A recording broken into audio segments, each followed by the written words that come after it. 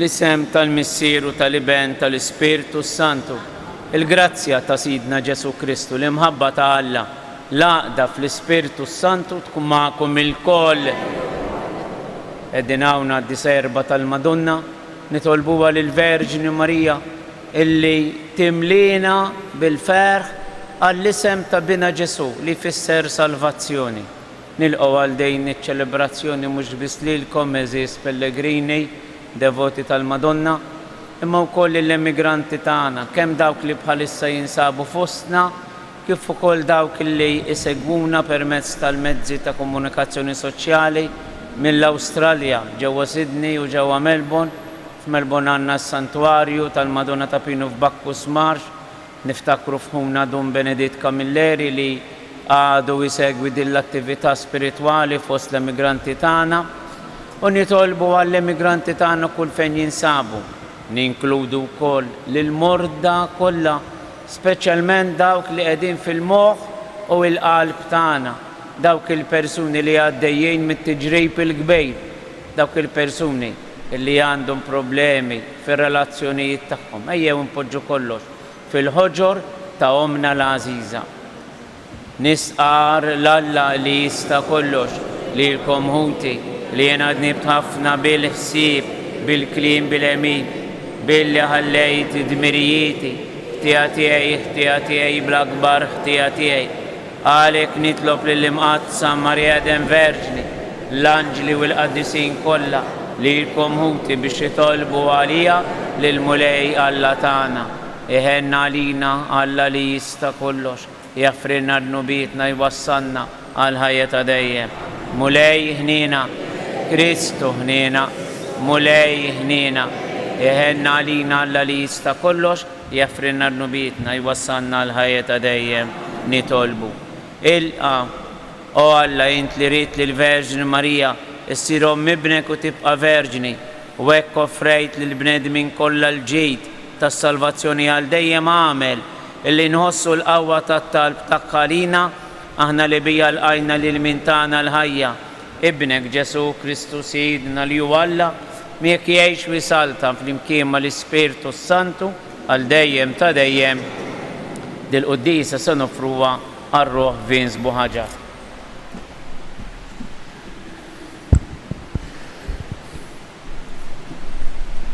Qari mit-tieni ktieb ta' Slaten.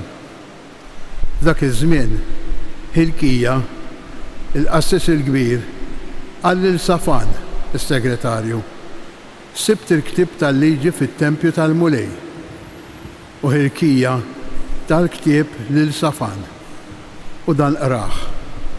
Safan, is-segretarju, marant is-sultan, wassallu risposta u qallu: il-qaddejja tiegħek ġabru l-flus li sabu fit-tempju u tawhom fidejn li Malmin li jieħdu ħsieb ix-xogħol fit-tempju tal-Mulej. U Safan, is-segretarju, qallu wkoll: Hilkija, il-qassis, tani dan il-ktieb. U Safan raħ quddiem is-sultan. Malli sama l-kliem tal-ktieb tal-liġi, is-sultan ċarrat wejġu.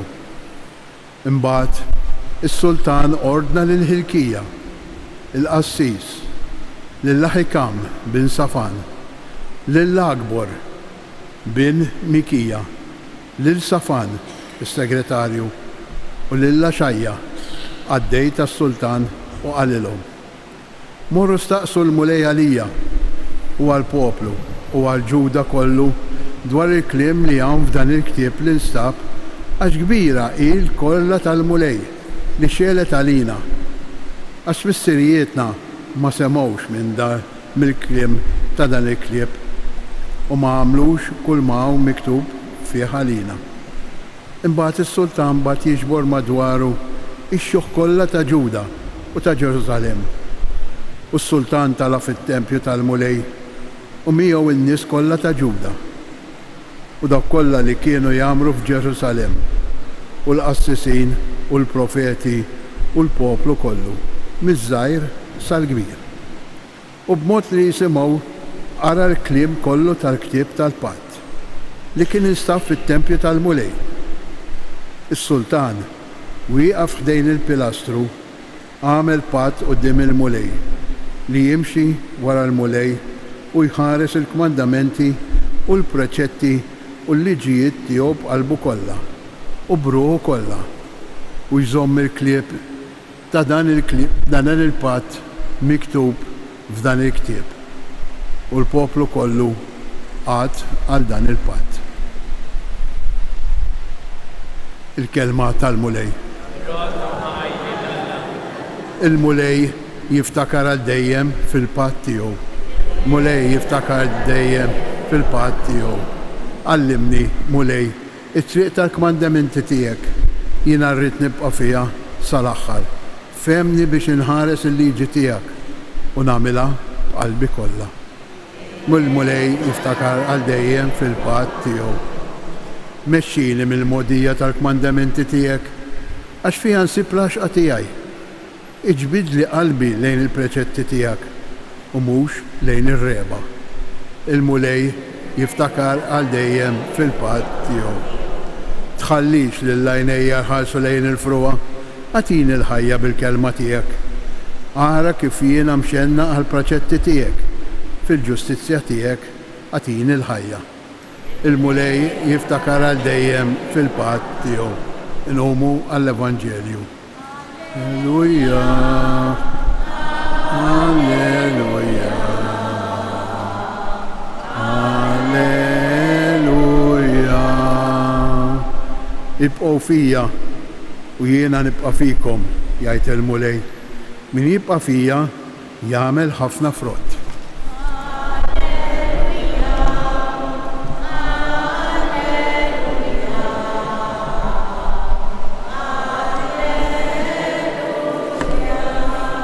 Mill-frott tagħhom tarfuhom il-mulej magħkom. Qari mill-Evanġelju skont San Mattew.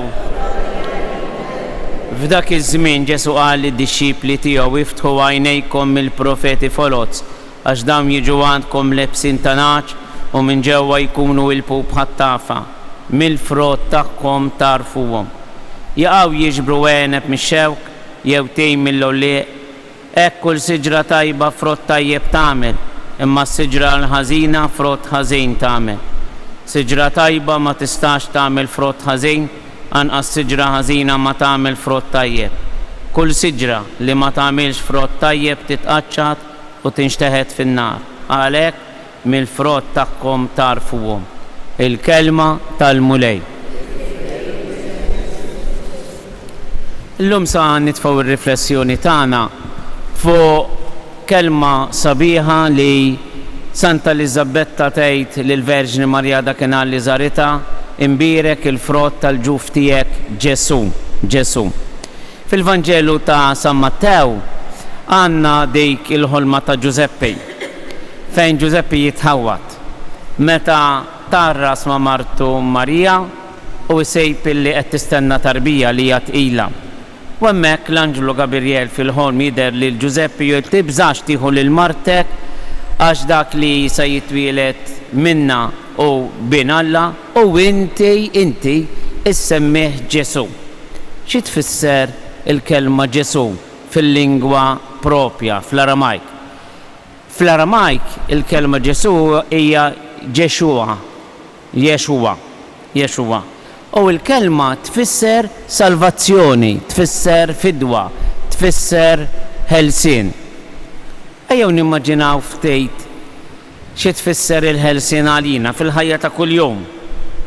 Tfisser ħelsien mill-ħsibijiet qal, tfisser ħelsien mill-mart meta nkunu morda u ma nifilħux għajjenejn bid-deni muġowejn. X'ħanieħu għad-deni? Sanieħu għall-uġieħ u l-mediċina dejjem tivvinta biex lilna ma tħallinix il-sira ta' xiex tal-uġieħ. Niftakar meta kon żgħiru min kien jimrat u ma kienx hawn ħafna mediċini għajjat kbir fl-isptar fid-djar bl-uġieħ. Niftakruh. Illum għall-grazzja t'Alla il-mediċina waslet biex tieħu ħsieb anke dan l-inkwiet li jaħkem lill-bniedem. Imma hemm kull xolta ta' jasar. Tkun nanna jpoġġulek it-tfal id-dar tħares l-alloġ biex taraf ix-xinġejjin għalih. tkun mara tad-dar tistenna li l-ulied jiġu għaliex għax marbuta mal-Burma, mal-Mejda, mal-Kċina. Mhux kollha hekk għadejn aħna. Jiġifieri il-sira tagħna nfusna u ftit tal-oħrajn. Imma l-akbar jasar li jista' jaħkem lill-qalb ma tafu x'inhu meta aħna niksru l-kmandamenti tal-Alla u naħduha kontrih u nindunaw bħala Adam u Eva illi aħna il-bot minnu u naqgħu fil-mistħija tagħna nfusna. Adam u Eva meta kisru l-liġi tal-Alla indunaw li huma bla ħwejjeġ u staħbew. U kultant jiġri lilna wkoll illi kelma żejda illi ngħidu azzjoni żejda supervja li ma kontra l-ejra iġġanna nistħu minna nfusna tgħid imma dik il-kelma xritta, imma dak l-atteġġament xrittu, dak il-ftaħir quddiem l-oħrajn x'kelli bżonnu, mhux aħjar inkun dak li jien. Il-bieraħ intqajt ma' persuna żagħżugħa u għedtel inti sewwa dejjem titbissem. Qalt li imma dak ma nkunx jien dak ġewwa inkun għaddejjem minn nirien u nipprova nitbissem u mhux dejjem inkun jien. Qedtel imma il-bambin jara l-prova u hekk hu. M'għandniex inkunu folozz ma' ħadd, imma rridu nippruvaw inkunu pożittivi għaliex għax aħna salvi fl-isem ta' Ġesu. Elizabetta ferħet minn fejn ġini dan li jom sidi tiġi għandi ferħet illa li ċindunat li Ġesu huwa s-Sejtana. U meta xmun qabdu fideħ, xmun ġewwa t-tempju, jgħidlu issa il-ħaqt il-ħolm kollu ta' ħajti, ix-xewqat kollu issa u sejt tista' tħalli l-qaddej tiegħek mur fis-slim skont kelmtek għaliex għajnej jaraw is-salvazzjoni tiegħek dawl biex idawwal il-ġnus u l-poplu tiegħek Iżrael, il-fidwa l-poplu tiegħek Iżrael. Eżis, kemm importanti li meta nidħlu hawn u nsellmu lil Marja ma ninsewx insellmu wkoll lil Ġesu li qiegħed hawn u ngħidulu kemm kont kbir magħna illi ħlisna minn ħafna tiġrejb, int salvazzjoni għalina, int verament Jexua, int verament ħelsien, int verament fidwa. Niftħu l-ktieb tal-Atti tal-Apostli u hemm nindunaw bil-ħidma ta' Pietru meta jemmen tassew fl-isem ta' Ġesu. Meta Pietru narejt il-ħamsi quddiem kulħadd jisqar u jiġri li min isejjaħ isem il-mulej jkun salv għax ħadd ħliefu ma jsib is-salvazzjoni għax imkien taħt is-sema u l-art hemm isem ieħor moti lil bnedmejn illi bih aħna nkunu ħadd ma jsalvana. Aħna kultant ngħidu dak l-avukat qalana, dak it-tabib indumna bil-martana fejn kollu veru. Imma dak li jagħti l-ħelsien sħiħ lil bniedem huwa wieħed biss u dan huwa Ġesu. Kif ħabbar Ġeremija, il-bniedem jaraf lil mulej għax huwa Alla li jaħfer. Il-koll kemm huma jgħid Ġeremija ikunu jafuni, miż-żgħir sal-kbir, għax jien naħfrilhom ħżunithom u ħtijietom aktar ma niftakarx. Fl-isem ta' Ġesu eżistijej għandna l-ħajja. Ftakru ftit fl-episodju tal-Atti tal-Apostli fil-Matub bil-qiegħda fuq it-tarax tat-Tempju. Pietru flimkien ma' Ġwanni tefa' jneħ fuq qallu ħares lejna. Dak baqa' jħares lejhom jistenna li sa jaqla xi ħaġa minn għandhom.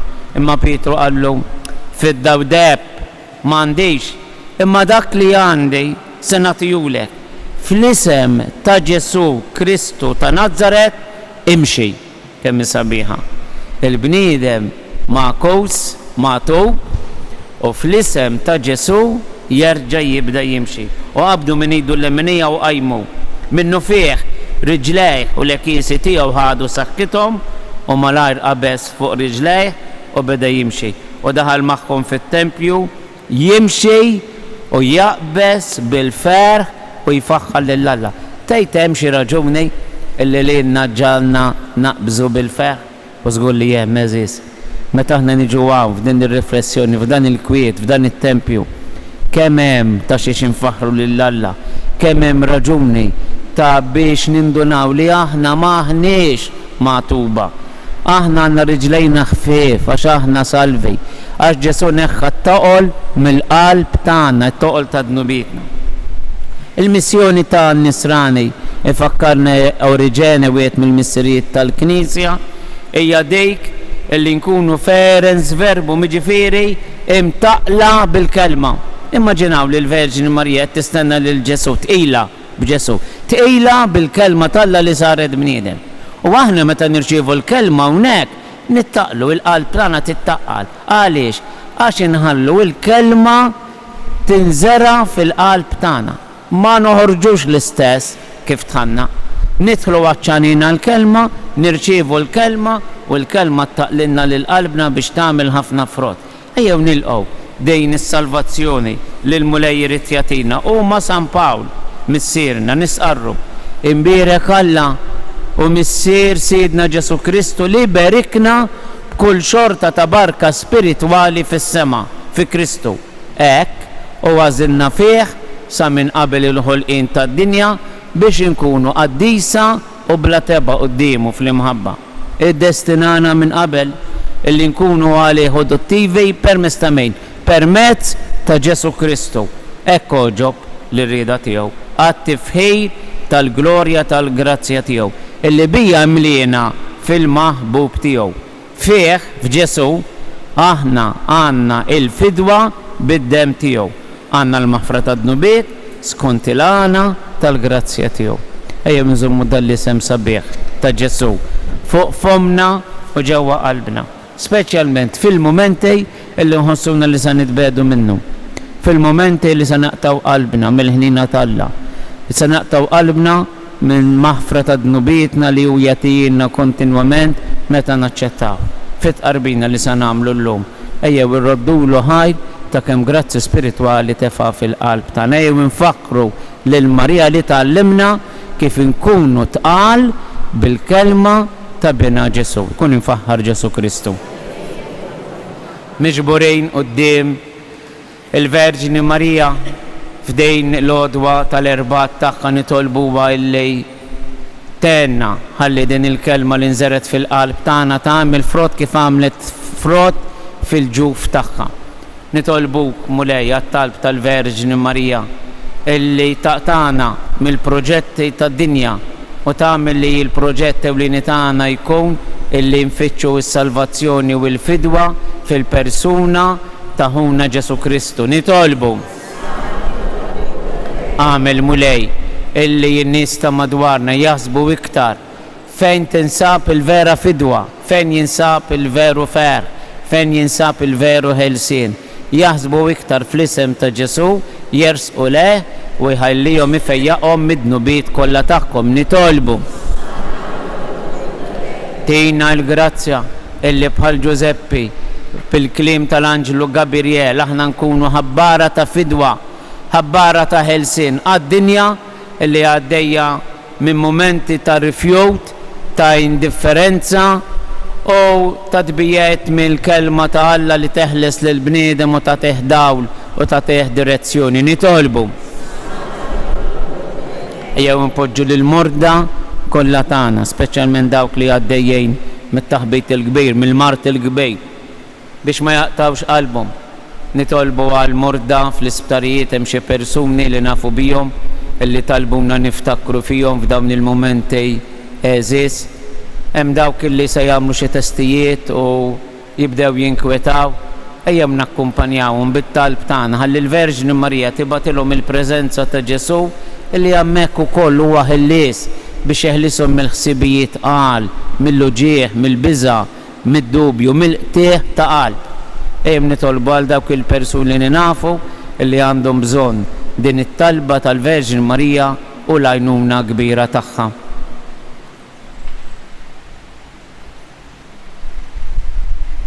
Ndawru l-ħarsa tagħna fuq il-wiċċ mirakulos tal-Verġini ta' Pinu bil-qalb ngħidula Qaddisa Marija Omm Alla itlob għalina midinbejn issa u fis-sija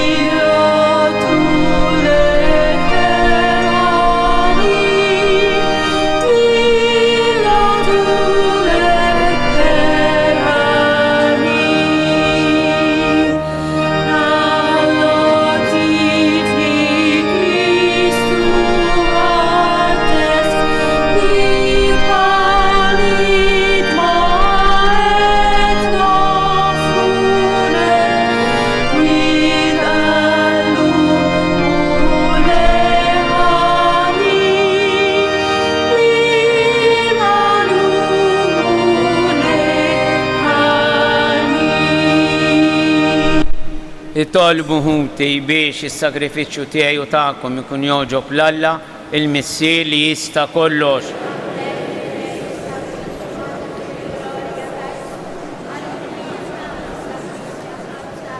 Il-qamu lej l-offerti li qed nagħmlulek u għatina li l-Ispirtu Santu jimla l-qlub tagħna bid-dawl tiegħu biex fuq l-eżempju tal-Verġini Mqazza Marija issa kienna nfittxu nozzu dejjem dak kollu li jutiek bi Kristu Sidna.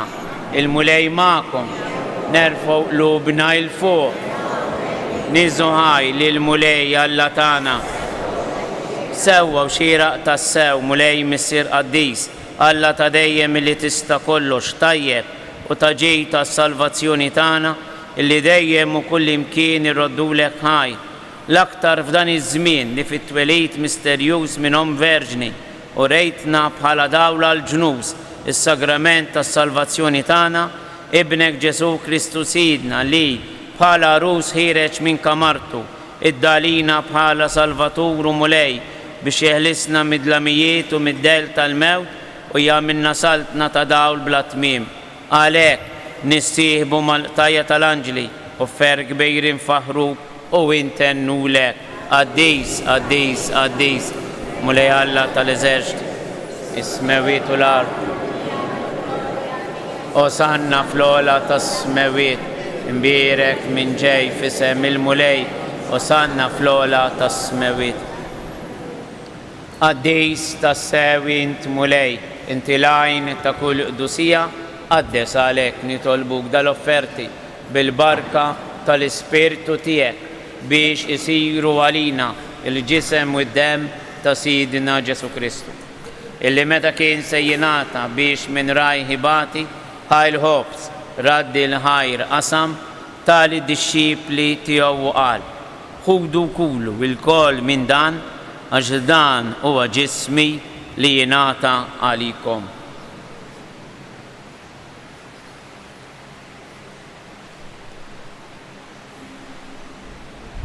Ekk ukoll wara li klaħa il-kanċi reġa' raddi l-ħajr tali d-disċipli tiegħu qal: ħudu bixorbu minnu il-koll għax dan huwa l-kalċi ta' demmi tal-patt il-ġdid li jibqa' l dejjem, id-demm li jxerret għalikom u għal-bnedmin kollha għal maħfra ta' d-dunubiet. Għamlu dan b'tifkira tiegħi.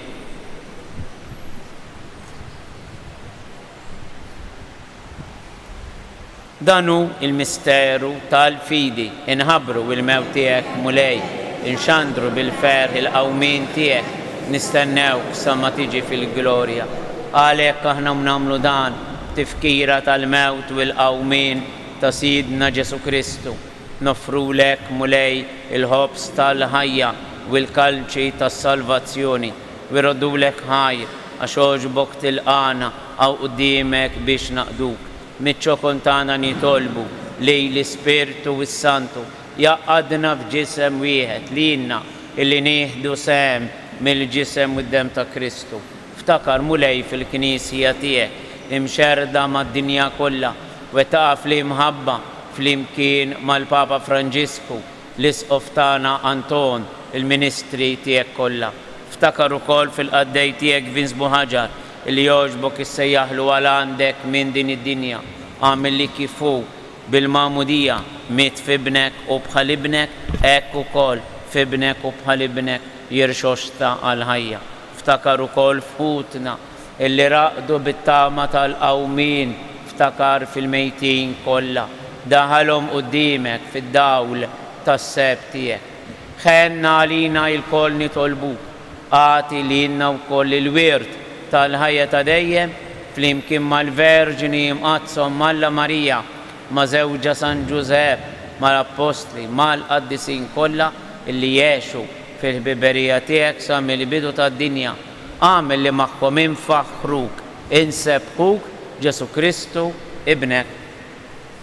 Bi Kristu, ma' Kristu, fi Kristu jingħata lilek Alla Missier li tista' kollox flimkien mal-Ispirtu Santu kull ġieħ u glorja għal dejjem ta' dejjem. Ejjew nitolbu f'din it-talba sabiħa tal-Missierna aħna niftu qalbna lejn missier tagħna tas-sema u rroddu lu ħaj bi kliem ibnu stess, bi kliem Ġesu Kristu stess.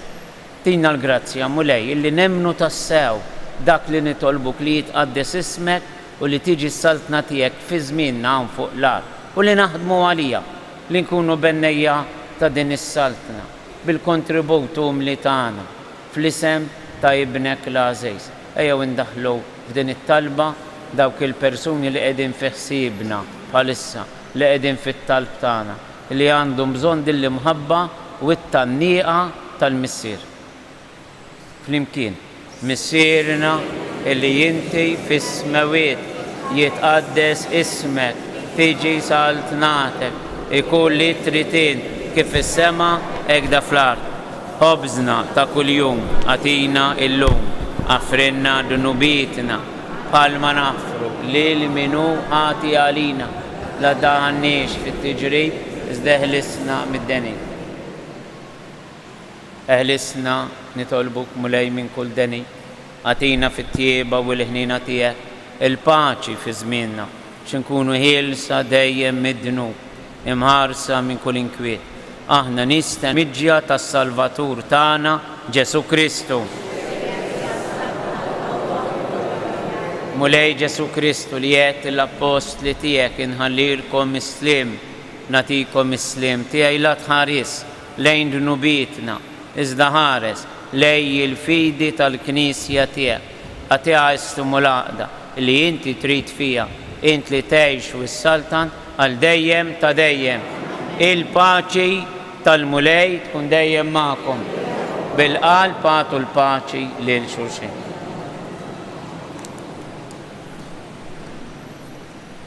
Ħaruf talla li tneħħi d-dnubiet tad-dinja. Mulej Ġesu Kristu.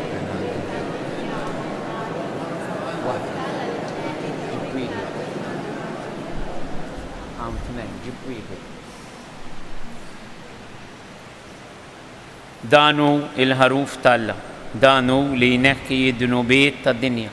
Ħen jindawk l-huma mistiedna għall-ikla tal-ħaruf mulej.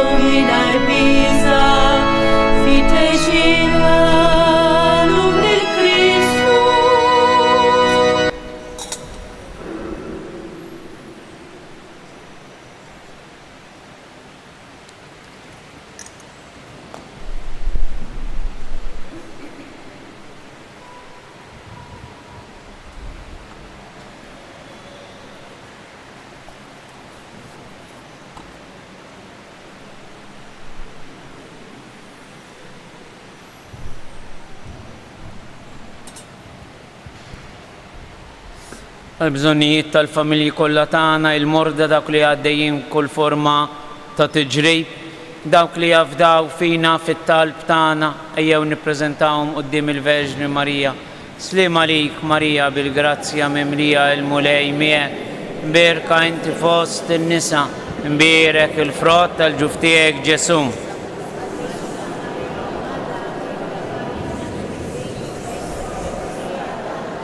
O Marija wisgrazzjuża, inti l-om li żjed glorjuża, inti l-bint, inti l-arusa tal-imqazza Trinità. Mela lilek, o Marija, aħna nagħtu kull foħrija sabiex miegħek imennija ingawduk fl-eternità. Verġni Marija ta' Pinu, itlob għalina nitolbu. Kolna ferħana mulej fit-tifkira tal-Verġni Mqazza Marija, tqarbilna bil-ġisem mid-dem tal-Verb tiegħek magħmul bniedem għamel, illi dan is-sagrament imqaddes iseħibna dejjem ma' ibnek fin-natura tiegħu ta' Alla u li jgħix fi saltan għal dejjem ta' dejjem. Il-mulej ma'kom, iberikom Alla illi jista' kollox il-Missier, l-Iben u l-Ispirtu Santu. Morru għejxu fil-paċi ta' Kristu.